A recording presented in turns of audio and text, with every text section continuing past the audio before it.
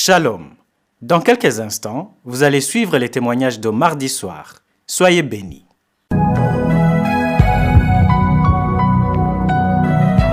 Shalom, shalom, shalom. Je suis Gabonais résident au Gabon. Alors je viens ici témoigner la grandeur de Dieu en Jésus le Christ notre Seigneur. J'ai connu Kangoka pour la première fois par le canal de mon directeur au bureau. Sauf que j'avais pas prêté attention.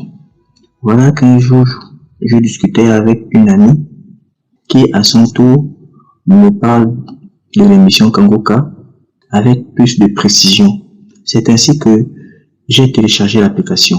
En écoutant les prédications, les témoignages et plus encore la devise de Kangoka qui est d'accepter la volonté de Dieu, même quand elle est différente de la nôtre, prier tous les jours et arrêter de se lamenter, mais rendre grâce à Dieu en toutes choses. J'avais tout de suite été captivé. Alors, j'ai compris que le diable a également compris que le problème essentiel de cette génération, c'est la santé mentale. Il attaque les pensées comme il peut et sait qu'une personne dépressive aura plus de difficultés à prier, s'accrocher, persévérer et s'attendre à Dieu. Mes bien-aimés, j'ai été persécuté durant plusieurs années et j'écoutais des voix qui me parlaient jour et nuit. Quelque chose circulait, bougeait dans mon ventre. Parfois, elle montait jusqu'au niveau de ma poitrine. Imaginez la douleur, l'étouffement. Elle gonflait comme une grosse crampe. Je me tournais de douleur à chaque fois que cela se produisait. Je ressentais des touchements sur tout le corps, même en présence des gens pas de paix. J'étais allé consulter plusieurs tradipraticiens. Ici, on les appelle les nganga ou marabouts. Et je m'étais fait initier de part et d'autre. Rien à faire. J'ai failli la fouille. Les voix me parlaient comme si elles lisaient dans mes pensées.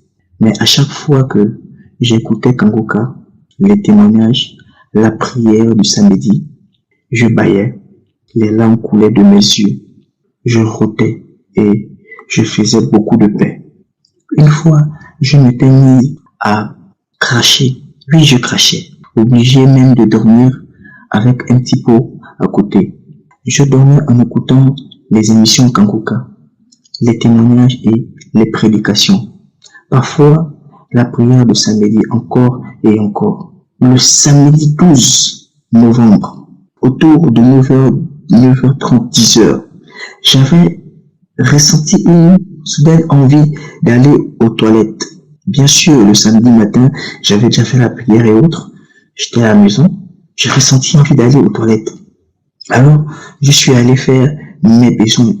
Comme d'habitude, quand je me suis torché les fesses, vraiment, maintenant je me suis torché les fesses, j'ai constaté que le papier hygiénique, le papier toilette était tout sale, tout noir. Du coup, j'ai regardé à l'intérieur du toilette, étonné que j'étais. Oh mon Dieu, qu'est-ce que je vois? Une chose horrible, une chose vraiment horrible. Comme si c'était un morceau de charbon, bien gros en plus, mélangé aux excréments, avec des fibres tout difficiles à décrire, vraiment difficiles. Du coup, j'ai alors appelé ma conjointe pour qu'elle vienne également voir. De toute façon, elle a paniqué plus que le concerné moi-même. C'est seulement à ce moment que j'ai compris que j'avais été visité. Le Seigneur m'avait sauvé, délivré de quelque chose. Et aujourd'hui, j'ai retrouvé le sommeil. Les voix ont disparu. Je rends grâce à Dieu. Merci Jésus. Quand je priais, je demandais à Dieu de prendre autorité sur ma vie et de par son Esprit Saint de venir demeurer en moi, afin que toute chose, tout corps étranger et ne manifestant pas son glorieux nom soit délogé de moi, quitte au nom puissant de Jésus. Et voilà ce samedi, j'ai été visité, délivré, guéri. Que toute gloire soit rendue à Dieu au nom de Jésus. Plus de bénédictions sur Christ et toute son équipe. De même pour toutes les personnes qui soutiennent l'émission Kangoka. Shalom, j'ai témoigné.